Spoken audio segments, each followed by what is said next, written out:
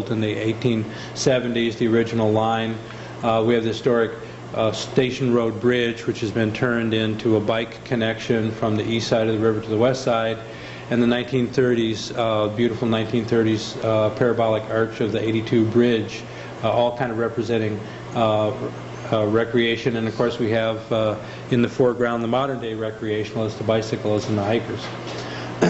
Boston Store, another beautiful canal era structure. Again, I'm sure you guys are familiar with many of these, but these kind of gave people like yourselves ideas of other things that could be done up and down the corridor. Stanford House, and of course it would be difficult to talk about the park and what the park preserved without talking about the preservation of the towpath and some of the lock structures. This is probably a very good point, probably a very good place to mention that a great number of these pictures were taken by a native Hudsonite, Tom Jones, who's a very good friend of ours and has graciously allowed us to show some of his beautiful pictures of what he's taken up. And Tom, by the way, did a lot of the photography for the Towpath Companion. In Akron, Akron had taken a few steps to recognize its canal heritage with some of the developments, kind of a modern day look at the developments with Lock 2 Park in downtown Akron. And a place that we think of as kind of starting it all. Peg and I went to one of the first organizing meetings for the Heritage Corridor in the Canal Fulton area. This was a little museum which is still in existence there at the community park, the Canal Museum. Again, a couple of little kernels of thoughts of ideas that people had thought about that the heritage, that corridor sort of tried to knit together. Massillon, of course, wonderful canal town. A lot of the canal in Massillon had been lost.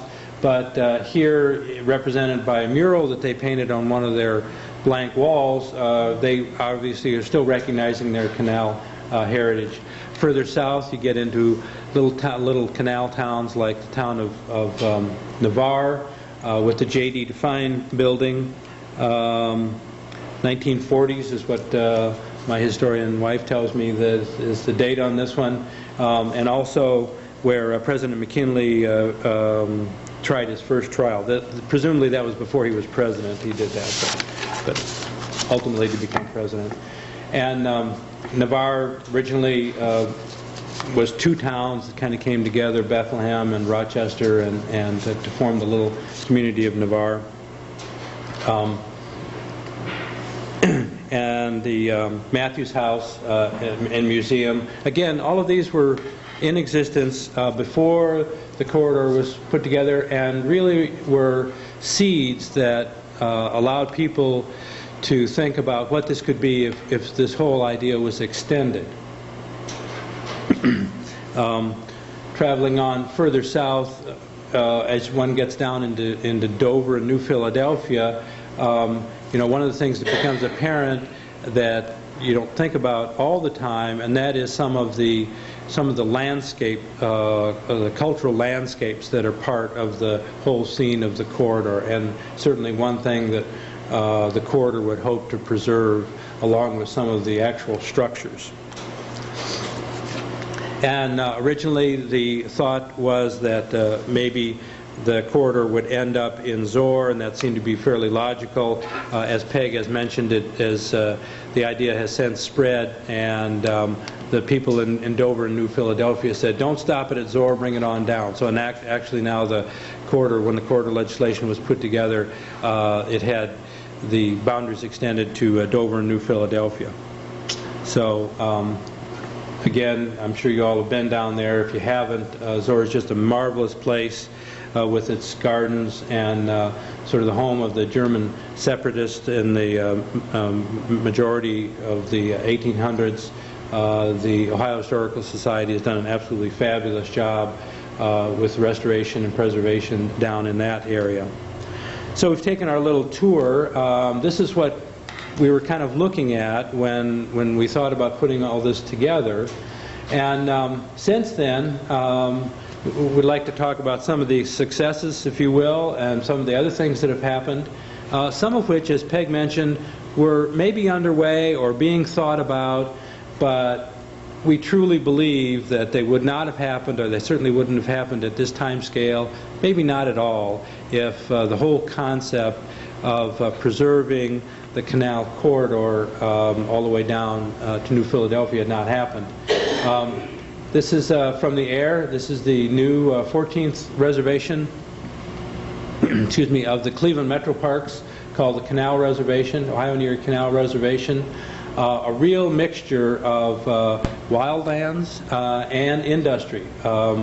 The new visitor center is on the left of the screen there, and you can see the highway or the railroad bridge over it, and there's pipelines down there, and you go right by a sewage treatment plant, and yet there's wildlife, there's deer, and they're doing some marvelous things. Still the section of the canal is there. That's actually the canal in the picture, not the river. And of course the towpath trail has been extended that far. There was been a total of probably $130,000–150,000 that have been added, have been granted to Cleveland Metro Parks to help with the restoration of this project. Again, that whole reservation, I heard figures once, but I'm sure it's in the millions and millions of dollars, $6, $7, $8 million worth of investment. So there's a little bit of seed money that can go a long way. Right in our own backyard in Peninsula, the Boston Township Hall, which has received money, and they've done a wonderful job of restoring that 1887 stick-style architecture. Probably one of the real delightful stories, success stories, the Mustel store. If you all haven't been there, this was what it looked like in about 1992, I believe, and this is what it looks like today. Towpath trail goes right in front of it. The lock would be the lock 14, or lock 15 rather, would be just to the right off the picture. Wonderful preservation job, and again a wonderful partnership job. The National Park Service, the City of Akron, Metro Parks serving Summit County, and the Cascade Locks Park Association were all involved in the restoration and preservation of that structure. Down in Zoar, we have the beautiful Zoar Hotel, which has received, I believe, 2 grants now through the granting process for the Ohio and Erie Canal National Heritage Corridor. And we were down there just the other day, and they're in full swing of doing a wonderful preservation job on the hotel. So we look forward in a couple of years to have that thing open and possibly be a visitor center and other amenities. Another wonderful success story, the Township Hall, which had received monies in the first granting season year in '98, again in '99, and a wonderful restoration project of that structure. As we head back up north, Tremont, we've talked about Tremont and some of the neighborhoods that connect to the corridor. Wonderful example of some of the stuff that's happening in Tremont. Again, would this have happened without the corridor? Maybe, but certainly it's brought new life. This is a good example of something that had no corridor money whatsoever, but somebody realized that there was some life and vitality there, and people moving back into the area, and neighborhoods opening back up, and so you can get some pretty trendy restaurants that are occurring up there.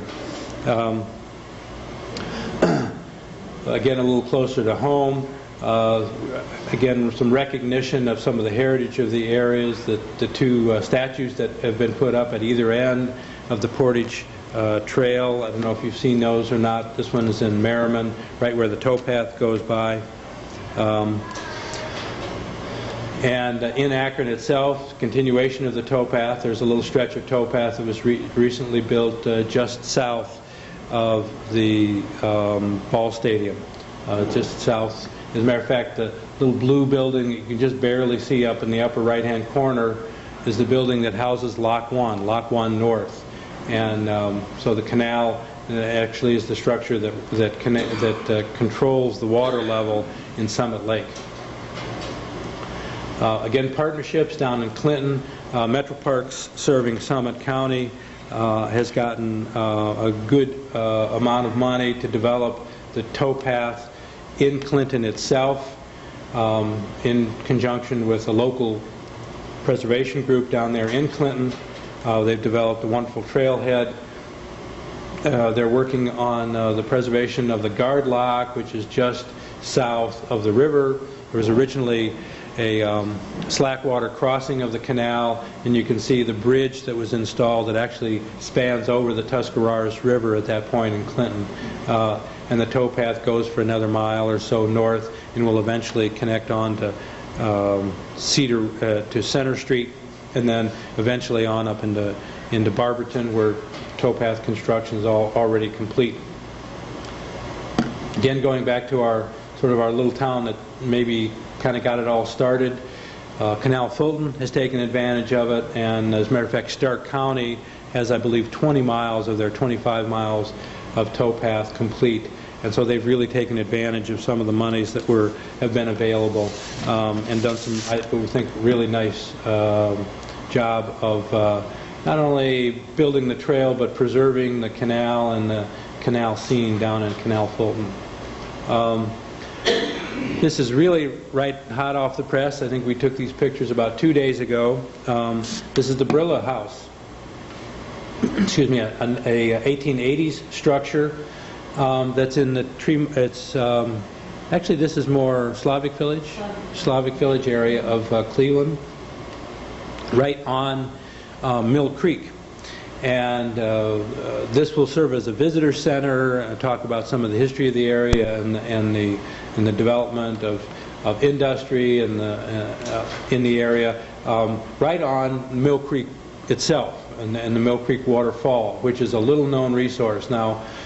You can't get a good view of this right now because they're building the decks and the walkways, but hopefully later on this summer and certainly in the fall, you'll be able to get a nice view, just like you can, of the Brandywine Falls area. Mill Creek Falls, by the way, is almost as tall as Brandywine Falls, and it's not unlike Brandywine Falls. It was just a totally hidden natural resource that people almost didn't know was there. Where is it? That's is that Newburgh? My wife would probably know the actual. It's at Turney and Broadway. Yeah, Mill Creek Falls is at Turney and Broadway, like right on the edge of Garfield Heights and the edge of Cleveland. It's in a very difficult spot to see right now. That's why we want to make it accessible. Yeah. The plan here will be to, and is, the trail is being extended from the Brilla House and the Mill Creek Falls onto the Garfield to the Garfield Reservation. About 3/4 of that trail is already in existence. This part of the project, Phase 2, takes it down to the waterfall, builds the observation decks, and will open the Brilla House as a visitor center. And then Phase 3, Metro Park has got some funding, actually some corridor funding, to look at the routing of a trail from the waterfall all the way down to, following along Mill Creek, down to the towpath at Cuyahoga Falls, right there on Canal Road. So again, these are all connections to the towpath kind of being the spine. In Akron, we're looking now at the next phase. We've got little pieces of the towpath that are complete, but now we'll need to take the towpath through the Cascade Locks area, up the escarpment, and then connect to the Lock 2 area that you saw earlier. And ending up actually right about here. Some work that the city has done lately exposing Lock 3 and the back of the new Civic Theater. Civic Theater, which is, of course, under a multi-million-dollar renovation as we speak. Again, is the renovation of the Civic Theater, does it have anything to do with